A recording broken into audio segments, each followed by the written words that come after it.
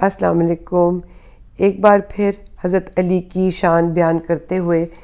میں معذرت کے ساتھ، میری اوقات تو نہیں کہ اتنی عظیم ہستی کی میں باتیں کروں، لیکن کچھ کو بہت سی باتیں میں نے کہا یاد دلا دوں کہ ان کو 21ویں روزے کو ان کی شہادت ہوئی تھی، اور 19ویں روزے کو عبد الرحمن ابن ملجم نے ان پہ ایسی ضرب لگائی جس کی اس کی تلوار پہ زہر تھا، اور زہر آلود تلوار سے زخم لگایا، اور 2 دن وہ بیمار رہے۔ اور یہ شرف صرف ان کو حاصل ہے کہ وہ کعبہ میں ان کی ولادت ہوئی، مسجد کوفہ میں شہادت ہوئی، سو مولود کعبہ ہیں وہ۔ اور یہ دیکھیں کہ جس وقت ان کو ضرب لگائی گئی تو وہ انہوں نے اذان دی تھی اور وہ امامت کر رہے تھے، اور جب وہ گرے تو انہوں نے کہا کہ نماز وقت ہے۔ کیا ان کا جذبہ اور کیا ان کا کنیکشن اللہ کے ساتھ اور آپ سیدنا صلی اللہ علیہ وسلم کے ساتھ، کہ انہوں نے کہا کہ امام حسین کو کہ نہیں آپ نماز پڑھائیں۔ ان کی طرف سب متوجہ ہو گئے، انہوں نے کہا نہیں پہلے نماز، اس کے بعد۔ اور اتنی کاری ضرب لگی اور لگائی عبد الرحمن ابن ملجم نے۔ میرا تو دل نہیں چاہتا کہ عبد الرحمن کا لفظ ساتھ لگاؤں۔ عبد یعنی کہ بندہ، رحمان کا بندہ، اور ایسی گھناؤنی حرکت کرے کہ وہ زندگی بدل دے، اہل بیت کی زندگی بدل دے، وہ ان بچوں کی، معصوموں کی، حسنین کی، بی بی صاحبہ کی۔ بہت دکھ مجھے کہ عبد الرحمن، کوئی بھی کرتا تو غلط تھا، لیکن مجھے افسوس کہ عبد الرحمن نے اپنے نام کا بھی پاس نہ کیا۔ وہ خارجی جو اتنا بغض رکھتا تھا، اتنا جس نے بدلہ لیا۔ اور حضرت علی نے جاتے ہوئے 18 تاریخ کو، 18 روزے کو ہی پہلی نصیحت اور وصیت کرنا شروع کر دی۔ ٹہل ٹہل کے بہت کچھ وہ اپنی فیملی کو بتاتے رہے، کس کرب میں ہوں گے، کس قدر تکلیف میں ہوں گے۔ ہمیں سیکھنا ہے ان کا صبر کہ تیر نکالنا ہو نماز کی حالت میں، ان کی سخاوت کہ اس طرح سے گھر میں سب کچھ اٹھا کر اگلے کو دے دیں،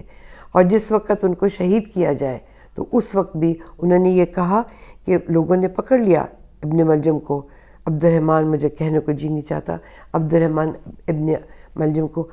کہ مجھے اس نے ایک ضرب لگائی، آپ نے ایک ضرب لگانی ہے، زیادہ نہیں، اور اگر یہ بچ جائے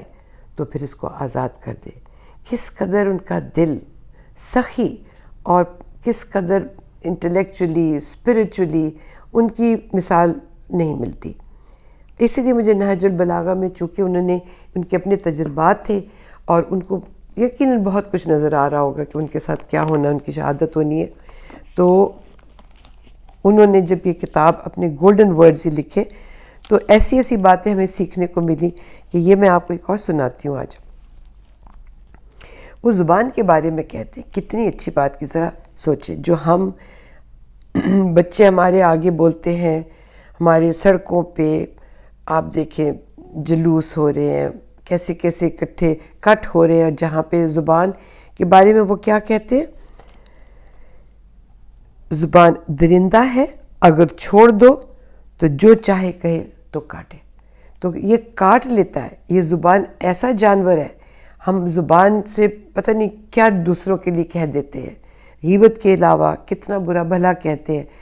ہیں نا کہ زبان کا کانٹا کبھی نہیں ملتا، کبھی نہیں بھرتا زخم، تلوار کا لگایا ہوا زخم بھر جاتا ہے، زبان کا لگایا ہوا زخم نہیں بھرتا۔ یہ انہوں نے زبان کے حوالے سے کہ اس کو قابو میں رکھو، کیونکہ اسی زبان سے، اسی اخلاق سے تم دنیا کو جیت بھی لوگے، آخرت کو بھی جیت لوگے، اور اللہ کو بھی جیت لوگے اخلاق کے ساتھ۔ اور صحبت اپنی نیکوں میں رکھنی ہے۔ ایک اور ان کی بڑی یہ اچھی بات مجھے لگی، کہتے ہیں جو شخص اپنے یہ مجھے پھر سے آپ کو یاد کرا رہے ہیں، اپنے آپ کو جس وقت قائد جتائے تو اس کو اپنی تربیت کرنی چاہیے، تو پھر زبان کے حوالے سے اس کو تو اپنی زبان پہ بھی قابو ہونا چاہیے، اپنے دل پہ بھی قابو ہونا چاہیے۔ اور وہ کہتے ہیں کہ جو حکمت کیا ہے، حکمت مومن کی کھوئی ہوئی چیز ہے، حکمت مومن کی کھوئی ہوئی چیز ہے، چاہے تو منافق ہی سے لے لو مگر لو۔ چاہے منافق ہو، ہم آج کل کی دنیا میں گلوبل ولیج بن چکا ہے، منافق بھی ہیں، اللہ کو نہیں مانتے، ناراض بھی، لیکن ہم نے ان سے اپنا کام، انفارمیشن ہے، انٹلیکٹ ہے، سمجھ بوجھ ہے، حکمت ہے، وہ لینی ہے جیسے حضرت علی نے کہا، تو ہم لیں، لیکن اس کا صحیح استعمال کریں اور اپنی زندگیوں کو اس کی وجہ سے بدلیں۔ پھر کہتے ہیں صاحب فن کی قیمت، ہر شخص کی قیمت اس کا شاہکار ہے، اور اس کا شاہکار جو بھی ہے اس کی قیمت آپ اس کو دیتے ہیں، اس کے کام کی ہے، اس کے ظرف کی ہے، اس کی شخصیت کی ہے، اس کو قیمت فزیکلی بھی اور اس کو عزت بھی، اس کی پرسنالٹی، کردار کی وجہ سے۔ ایک مجھے بہت اچھی حسب حال لگی، آج کل جہاں بھی دیکھیں ڈپریشن ہے، ڈرگز کھا رہے ہیں، سائیکو تھراپسٹ کے پاس جا رہے ہیں، یہ نہیں کہ کوئی بری بات ہے، جب ضرورت ہوتی ہے ضرور کریں، لیکن کیا وہ کہتے ہیں استغفار کے بارے میں، مجھے تعجب ہوتا ہے کوئی شخص استغفار توبہ کے ہوتے ہوئے مایوس نظر آتا ہے۔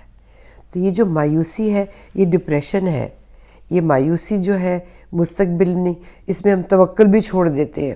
تو انہوں نے بڑی پیاری بات کہی، استغفار ایسی کنجی ہے، ہمیں ڈپریشن ہونا ہی نہیں چاہیے۔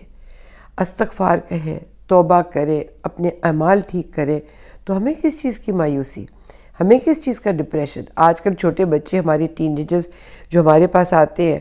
وہ اتنے ڈپریسڈ ہیں، ان کی روحوں میں ڈپریشن چلا گیا، یہ کھائی کی طرح ڈپریشن، لائک اے ویل، جتنا نیچے جائیں گے اور نیچے چلے جاتے جائیں گے، اپنے آپ کو ابھارے اس میں سے۔ استغفار بھی پڑھیں، درود بھی پڑھیں، یہ ایسی باتیں کتابیں پڑھیں تاکہ آپ واپس آئیں۔ اور ایک اور بڑی دلچسپ بات انہوں نے، جو آج کل یہ لفظ بہت سننے میں آتا ہے، فتنے کے بارے میں کہا، اور آپ نے سیاسی طور پہ، معاشی طور پہ پوری دنیا میں یہ سنا ہوگا کہ فتنہ ہے، تو یہ فتنہ ایک آزمائش ہے، مال اور اولاد سے بھی تو اللہ آزماتا ہے، لیکن وہ کیا کہتے ہیں تم میں سے کوئی شخص یہ نہ کہا کرے کہ خدایا فتنے سے بچا، کیونکہ کوئی بھی ایسا نہیں جو فتنے میں مشغول نہ ہو، یعنی کہ آزمائش میں، مصیبت میں، تکلیف میں۔ ہاں،